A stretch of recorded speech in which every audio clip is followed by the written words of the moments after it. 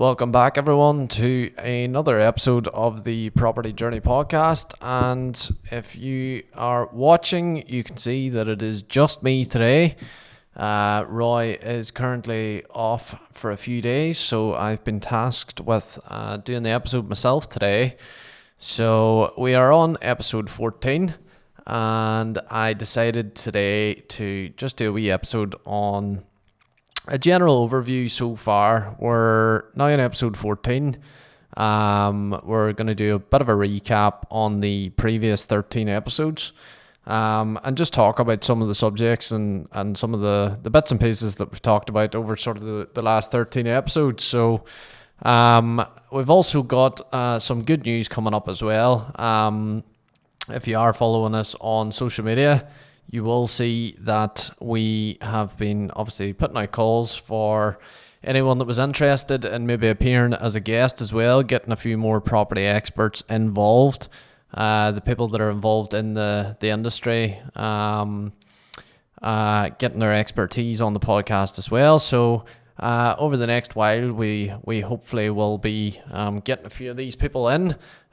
We've already got a few inquiries, and hopefully they'll be appearing on the podcast over the next couple of weeks as well. So it's been quite good so far on our property journey. Obviously, the first episode to discuss what we were discussing was obviously the introduction, covering the conveyancing process. Now, for some people who are involved in property day in, day out, they'll know the conveyancing process. They'll know the ins and outs of it, the different procedures. For the likes of first-time buyers who have never maybe been involved in property before, that episode is obviously key to discussing exactly what happens whenever you first try to buy your house, and then obviously everything that happens after that. So one of the things that I picked up on, especially within that, is the legal side. It is a legal process in Northern Ireland, which means that you will need a solicitor to help you with the work, which for a lot of people maybe don't realise that you do need a solicitor to obviously buy a house, especially in Northern Ireland. One of the other things then as well within that is just how long the process is and how many people is actually involved in each transaction. When you actually delve down deep into the conveyancing process when it comes to property certificates, local property certificates, when you start looking into that there, the amount of people that are actually involved within that process, you feel to remember just each of the departments where all that information is having to feed back, and how that obviously can have a knock-on effect on the time frame of you buying your home. Episode 1 then is really that introduction into the property market. It really is looking at the conveyancing process from start to finish, who is all involved in it. Obviously there's going to be key figures as well. You've got your mortgage advisors in there as well, who, if you're buying your home, is obviously going to be the first point of contact for you to make sure that you've got enough money to be able to go out there and purchase a home. Obviously the other thing then is if you're selling a home, then you've got your estate agent, who's obviously going to be marketing your home to prospective buyers. And then obviously then the other key figure then involved is your solicitor. So there, that introduction in the first episode is going to give you that real key figure as to who's all involved, what you should expect, and what you can kind of think of then going forward. Within episode 2 then, we obviously touched on the rental market, and for many people they are quite happy to be in the rental market. They've no dreams or ambitions of owning their own home. It does give you that bit of freedom, where you can obviously within your agreements and lease agreements that you stay in a property for a certain amount of time. and then you can decide to move on, whether that you want to move to a new area, move to a new home. It does give you a flexibility. Within that episode, though, we did discuss on the current rental market and how obviously rents are at a certain price now, not to mention that obviously it is normally 9 times out of 10 cheaper for you to pay off a mortgage rather than rent. I'll not get into the debate of prices at the minute, but we obviously then also discussed the current demand within the rental market. The demand within the rental market, it is obviously very, very similar to the demand for purchasing property in Northern Ireland. And we go into detail discussing different things about, as I say, lease agreements, how that's all decided, how you go through the actual rental process, touching on different things like landlords as well. So if you're interested in obviously in the rental market, go back, listen to episode 2, and you'll get loads more information in that episode as well.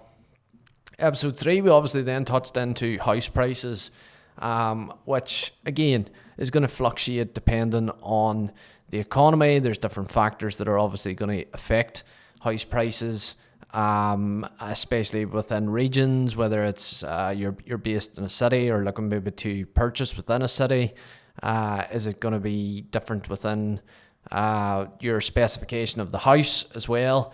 So house prices, obviously, we discussed in that, how different factors obviously affect your house price as well. Especially then if you are also looking then about buying or selling property, you know, how does your house price come about then? So that's episode 3 if you want to go back and listen to that as well. For our avid listeners who have stayed tuned over the course of all these episodes, you probably will have listened to them. So this is a chance to either go back and pick up a wee bit more information if you require it, or if not, this is for, as I say, people that maybe haven't listened to all the different episodes. You can stay tuned a wee bit further. Episode 4 is obviously then about the solicitor's role, and we go into deep discussion about what exactly your solicitor does for you, especially when it comes to property. So the key thing then is obviously selecting your solicitor. That's one of the things that I picked up in the episode. That's one of the tips that I've obviously noticed, is making sure that the solicitor that you go with is either carrying out conveyancing on a daily basis, so that they're up to date with current conveyancing laws. But what that means is that for a solicitor, if they are working within the conveyancing on a daily basis, essentially, they'll know certain developments or where you're buying, all that kind of stuff. They'll be able to look and understand those certain areas and be able to, sort out the problems. And fingers crossed there is no problems, but sort out problems if any of those arise. So they should be able to do that for you, no problem. Obviously, within that episode, then we've discussed then, exactly as I say, what the solicitor does, the different processes that they have to do, and then also then sort of, how that comes across for you then. So your solicitor essentially should be working for you, ensuring that you're covered on the legal end of things. So if you have no idea what a solicitor does when it comes to property, make sure to go back and listen to that episode, where we discuss obviously then the role of the solicitor within that conveyancing process. Episode 5 then was an interesting one because it came back to the property investment side of things. Obviously when you think about property, you can obviously buy it for yourself in terms of a residential your home. Obviously then if you decide that you want to move house, then you're talking about selling. But for some people, they choose property as an investment strategy. One of the key things to think about is if you are choosing this route, it is not easy. And that's something that I've picked up from Roy over the course of this journey so far. Property investment isn't easy. You need to make sure that you team up with someone that maybe has done it, has got experience in it, that they can maybe guide you through the journey that they've been on, because they've probably experienced quite a lot. So property investment, again, we touched on different strategies within that episode. We touched on numerous things surrounding property investment, but the key thing that I took away from it was, always remember that it is an investment. Investments go up and down. Historically within property, you could say that it's relatively safe as property prices continue to rise over the course of the years. However, we look at 2008, 2009, where a lot of people did lose quite a bit of money based on their investment in property. So property investment is not for the faint-hearted as well. If you're obviously have savings, then yes, then you put that savings in. You're not sitting with another mortgage. If you're looking at obviously buying a property and achieving another mortgage, then you're into obviously owing quite a bit of money. So it's not for the faint-hearted, but definitely if you are thinking about getting involved in property investment, speak to Roy. He can definitely help guide you in the right direction. He is an expert whenever it comes to the likes of property. So definitely have a long think about it and make sure that you've got the right team around you whenever you decide to go on that journey. As well as that, then obviously episode 6 we talked on the rise of Airbnbs. Again, you could say that it is an investment strategy to a certain extent. Obviously people have bought properties and then they rent it out as an Airbnb. But again, it's not an easy solution. It's not a quick fix either. There's a lot of management that comes with obviously owning an Airbnb and renting one out. And by that I mean that you obviously need to figure out, who's going to be cleaning, for example. If people are in for 2 or 3 days, then, you need to get a cleaning team in if it's booked on the same day, for example. There's a lot of management whenever it comes to it as well. Not to mention the fact of then the promotion side of things. Are you going to be able to fill the house or the apartment or the property that you own? Are you going to be able to fill it long term or over the course of the year to make sure that you're covering the investment money that you put in to obviously cover your costs? So again, it's not an easy solution. It's also quite a lot of hard work, and you've also got to figure out that, is this something that you want to do long term? Is it something that you want to do short term as well? So in that episode we did discuss Airbnbs, the lasting effect on it, and also then the effect that it has on the likes of local communities as well in some of the areas that Airbnbs are highly sought after, coastal towns, definitely tourist resorts, things like that there. We go into detail about all of that in episode 6. In episode 7 then, if you're interested in buying your first home, that was one for the first time buyers. We obviously do go into details on looking at your deposits, how do you save up for a deposit. Obviously deposits nowadays are quite substantial. There is obviously schemes out there where you can get 0% or 5% deposits. Buying average, you're talking at least a 10 or 20% deposit. So we go into details about saving up for that. How best is it that you could maybe acquire that deposit as well, and the different ways of doing so. We obviously then discuss savings as well and trying to obviously get that money saved up, maybe some of the strategies that you could carry out to be able to build up those savings to be able to then purchase your first home. And one of the other things then that we do discuss within that episode is co-ownership. Co-ownership is an excellent, in my eyes, an excellent platform that helps first time buyers be able to purchase their first home and access property and get on the property ladder.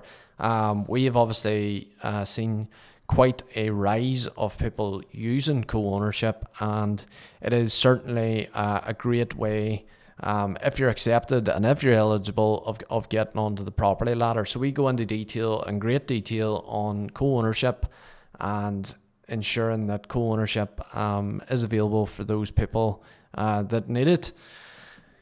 So that's about halfway through the episode so far. And as I say, if you are listening to this and you're thinking I could go back and listen to some of these, then definitely do. As I say, that's only 7 episodes in, but we do cover quite a bit. And it really is for everyone. You know, if you've already purchased property before, you're obviously not going to be listening to some of our first time buyer episodes. But if you're interested in investing in property, go back and listen to those episodes, and hopefully they can help. Episode 8 then, we discussed the pros and cons of fixer-uppers. So obviously when you're purchasing a property, you have got the option to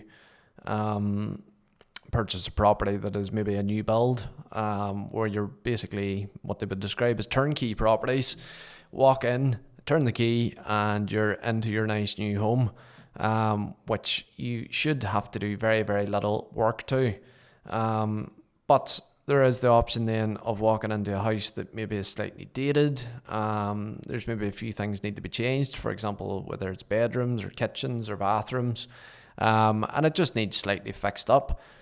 What's the pros? What's the cons of that? Well, there is obviously pros to, for example, walking into a new build property. You're not having to do anything or do any work, any DIY. However, the con of that is it's going to be slightly more expensive.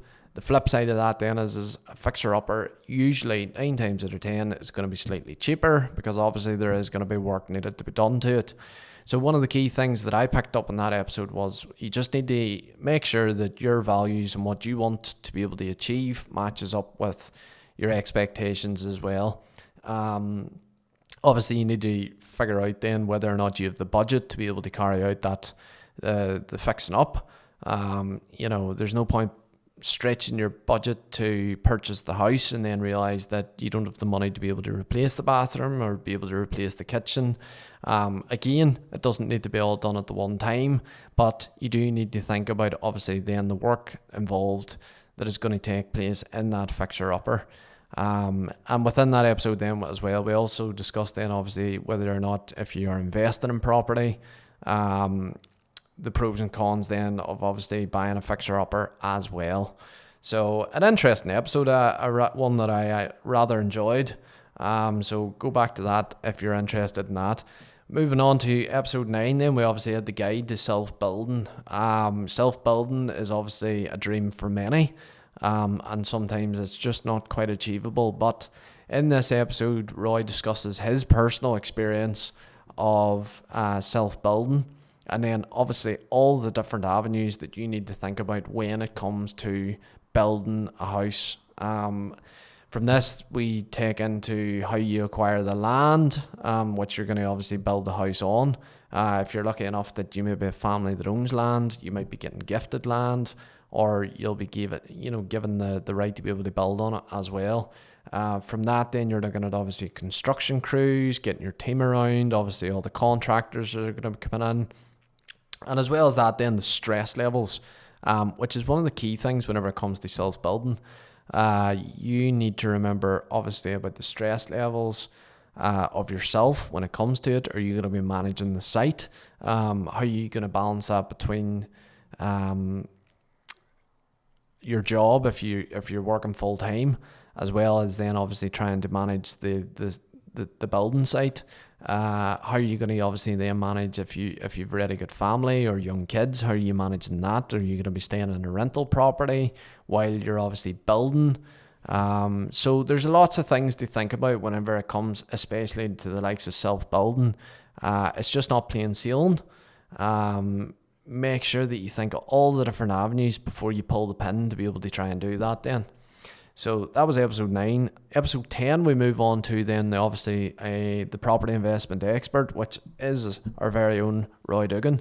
In that episode, he obviously discusses in detail how he helps his clients obviously begin to build a portfolio in property. All the different things that he can be able to help you with, whether that is sourcing property in the correct area, making sure obviously then that the property that you're buying is obviously then going to be correct in the right price range to be able to match then obviously with your expectations. different things like that there. Obviously then he'll help you in terms of thinking about, property and how you're going to be able to rent it out, what sort of strategies are you thinking about. He discusses all that in the episode, and obviously if you are interested, as I say, in investing in property, make sure to speak to Roy. He will definitely help guide you on your own property journey, especially when it comes to property investing. So episode 11, episode 12, episode 13 is our last 3 episodes that we've done so far. Obviously we're currently recording episode 14. And this is just a bit of a recap then, obviously, on all of the different episodes that we've done so far in the Property Journey Expert or Property Journey podcast, Beginner to Expert. It's a bad job I can't get the name right. Episode 11 was obviously first time buyer FAQs, and in that episode we just addressed some of the most frequently asked questions by first time buyers that we would get on a normal basis. That ranged from anything from deposits to development sites, from management companies for developers or for developments, and everything in between. So we discussed that. Obviously, I think we touched on co-ownership as well within that episode. So some of the frequently asked questions, if you are thinking about purchasing your first home, make sure go back, listen to episode 11. It's all the FAQs that we normally get. They were all answered then by Roy, our property expert himself. So definitely worth a listen if you are thinking about purchasing your first home. Episode 12 then we move on to tips to a stress-free relocation, and that is obviously focused on if you are selling a property. So in that, the way that we angled that episode was that you'd obviously purchased your first home, you'd went through that full first-time buyer situation, that you've obviously moved into your first home, but now it is time to either you're maybe thinking about moving to another area, or you maybe need a bigger house because your circumstances have changed. So in that we talk about obviously removal companies, the best way to start planning, how you can link up with your solicitor to be able to obviously think about moving house, the best way to plan for it. Remember that one of the key things that we were laughing about was that, by the time you maybe decided to declutter your house, you maybe in the end up realised that you had more room than what you thought. So there was obviously then different things in that episode to think about when it came to moving house, and things that you should be thinking about when it comes to that. And finally then, the last episode that we done, and episode 13, was the property market update, and that episode was obviously dated May 24.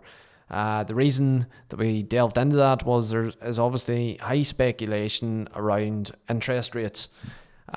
Within interest rates at the minute and within the economy, there's obviously different things that are surrounding the property market that is going to have an effect on it. The likes of interest rates there have obviously went from all-time lows, and they've started to creep up to what you would describe as more normal levels. The impact on this, though, however, is that people's mortgage repayments are obviously a lot dearer now, especially if you're coming off a lower deal. When you go now to remortgage over the next couple of months, that price could particularly be quite scary, or you might be pleasantly surprised as to it hasn't got up maybe as much as what you thought. So within that, we obviously discussed the economic side of things, the different impacts that obviously affect property prices. We also discussed then the current demand within the Northern Irish property market, and we delve really into the actual property market itself. Different factors that are affecting it, obviously different factors that are going to affect your house price, as well as supply and demand. And we also then reference sort of developers and developer costs, as well as some exciting new projects that are going to be coming up in the local area as well. So that's a brief sort of recap on all the different episodes that we've done so far. As I say, Roy's disappeared off on me, so I thought it would be great to do an episode, some of the topics and things that we've covered so far. And if you have been on this journey so far with us, that is everything that you would have listened to so far. So as I say, we are interested to hear from you, our listeners, as well.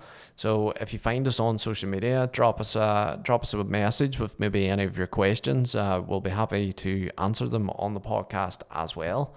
As I say, over the next course of the while, we're going to have some new guests on as well. Some people that are involved within the industry that are going to be able to give their insight as well as our own. So it's an exciting time for the podcast. So I just want to take this moment to say thank you very much to everyone that has listened so far, that has enjoyed the episodes. We really do appreciate the people staying tuned and listening. And fingers crossed then, stay tuned for the next episode. Should be out over the next couple of weeks. And myself and Roy have made a pact this year that we're going to make sure that we get the podcast out on a regular basis. So that's all for episode 14. As I say, quick overview on all the different topics that we've touched on so far. And stay tuned for the next one then. Thank you.